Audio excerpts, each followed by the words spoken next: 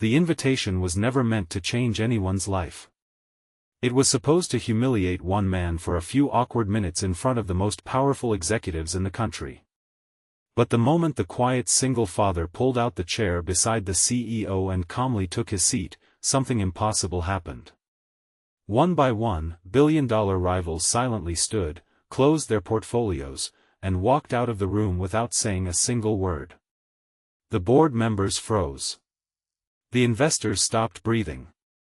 The CEO's confident smile disappeared as she realized the man she had mocked was the only reason her enemies had ever respected her company at all. Before we continue, if you believe kindness is never weakness, forgiveness is stronger than revenge, hope can change a life, and everyone deserves a second chance, please take a moment to like this video, leave a thoughtful comment, share it with someone who needs encouragement today, and subscribe to our channel to become part of our growing community that believes compassion still matters. Meredith Caldwell had spent 15 years climbing higher than anyone thought possible.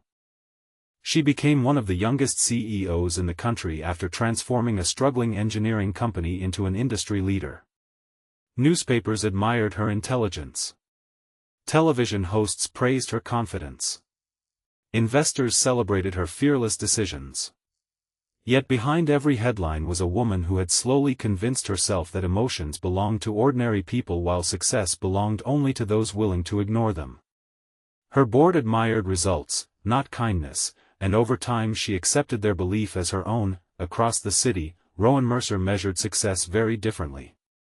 Every morning began before sunrise, not because he wanted to build an empire, but because he wanted to prepare breakfast for his 11-year-old daughter, Elsie. After losing his wife to a sudden illness years earlier, Rowan promised himself that his daughter would never feel abandoned.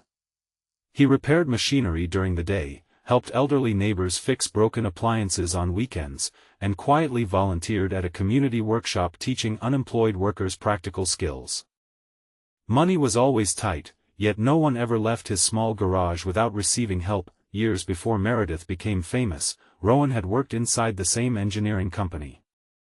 He had never held an executive title. He never appeared in annual reports or business magazines. He simply solved impossible technical problems before anyone else noticed they existed.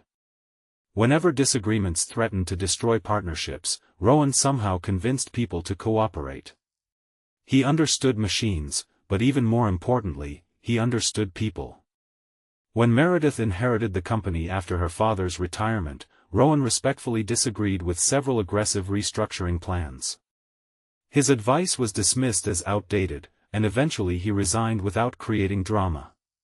Few people noticed him leaving, those who did notice never forgot. Over the following decade, Rowan quietly became one of the most trusted independent engineering consultants in Europe.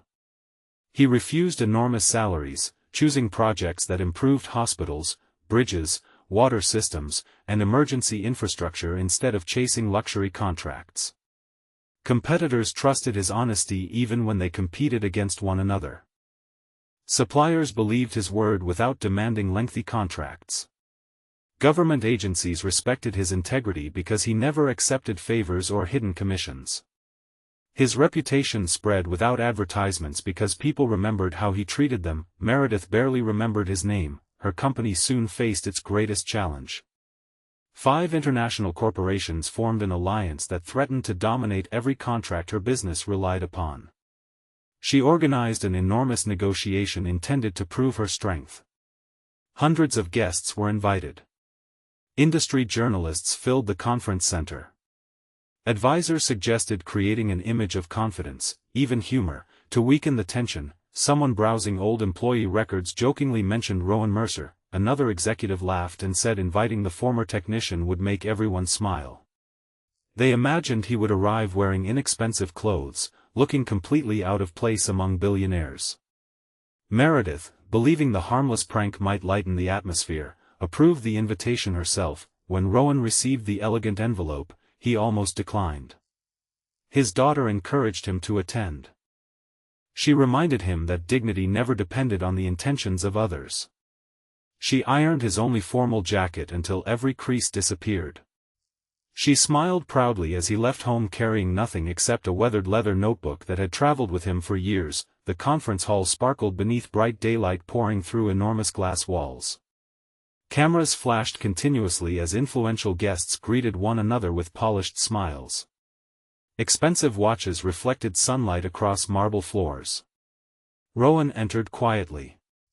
Several executives recognized him immediately, though many younger attendees had never heard his name. A coordinator, following instructions meant to embarrass him, escorted Rowan directly beside Meredith's reserved chair. Whispers spread almost instantly. Some guests assumed he had mistaken his assigned seat, others waited for security to correct the situation. Meredith smiled politely. Believing everyone understood the joke, Rowan simply thanked the coordinator and sat down without hesitation. Then everything changed. Across the room, the chairman of one rival corporation slowly stood.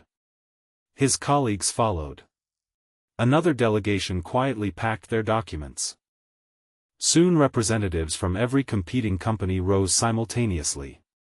Instead of beginning negotiations, they respectfully nodded toward Rowan before leaving together. Silence overwhelmed the hall. Investors stared in disbelief, journalists lowered their cameras. Meredith felt the confidence drain from her face. The rivals had not left because they feared her, they had left because Rowan had chosen to sit beside her. Only later did Meredith discover the truth. Every executive who walked out had privately agreed years earlier never to negotiate against Rowan Mercer. They believed his integrity guaranteed fairness. If he supported a company, they assumed hidden corruption was impossible. If he stood beside someone, they refused to participate in negotiations that questioned his judgment. His reputation carried more weight than billion-dollar legal departments. Meredith suddenly realized the man she had invited as entertainment possessed something her wealth could never purchase: trust. The meeting collapsed within minutes. Reporters filled newspapers with speculation. Stock prices fluctuated wildly. Analysts searched for explanations.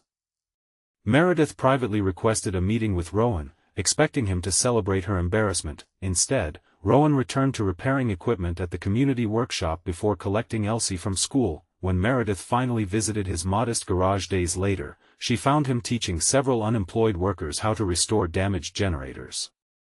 He welcomed her with simple courtesy before returning to demonstrate careful measurements. Nobody treated him like a celebrity. They simply respected him. For the first time in years, Meredith observed leadership without power. She asked why he had attended after realizing the invitation was insulting. Rowan explained that bitterness had never repaired a broken machine or healed a wounded heart. He attended because declining would have allowed pride to control his choices. Those words lingered long after she left. Curiosity slowly replaced arrogance. Meredith began researching Rowan's life instead of relying on assumptions. She discovered anonymous donations supporting children's education.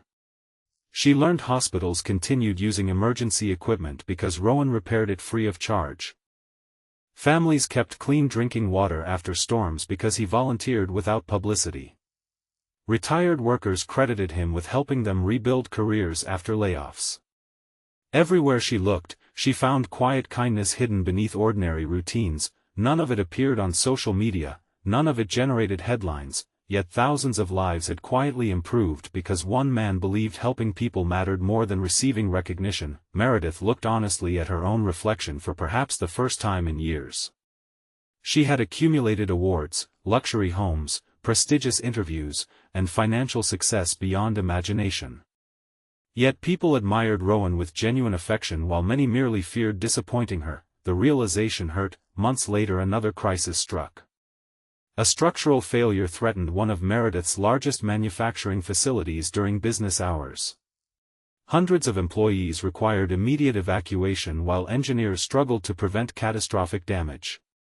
Consultants argued endlessly. Insurance representatives worried about liability. Executives calculated financial losses. Meredith thought about only one person. She drove directly to Rowan's workshop. He listened carefully before gathering a small team of volunteers. They arrived at the facility carrying practical tools instead of expensive presentations. Rowan ignored titles and focused entirely on protecting workers.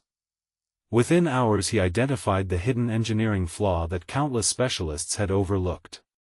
His calm decisions prevented disaster. Not once did he criticize Meredith for past mistakes. Not once did he mention the humiliating invitation. When television crews praised him afterward, Rowan redirected every compliment toward the workers who had followed instructions with courage. Meredith watched quietly. She finally understood why competitors trusted him more than contracts. Integrity could not be purchased, humility could not be manufactured, respect could not be demanded, they had to be earned.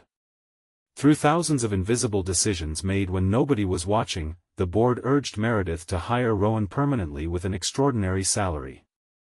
He politely declined. His daughter, his workshop, and his community remained his priorities. Money had never been his motivation. Instead, he offered something unexpected: that he agreed to mentor the company's future leaders once each month, provided every session focused as much on character as technical skill. Meredith accepted immediately. Those meetings transformed the company. Young managers learned that listening solved more problems than shouting. Apprentices discovered that honesty attracted stronger partnerships than manipulation. Employees stopped hiding mistakes because leadership no longer punished every failure. Productivity improved naturally as trust returned, customers noticed, partners returned, even former rivals reopened negotiations. Years after the disastrous conference, Meredith organized another gathering beneath the same bright afternoon sunlight streaming through the same glass walls. This time there were no hidden jokes. No staged embarrassments.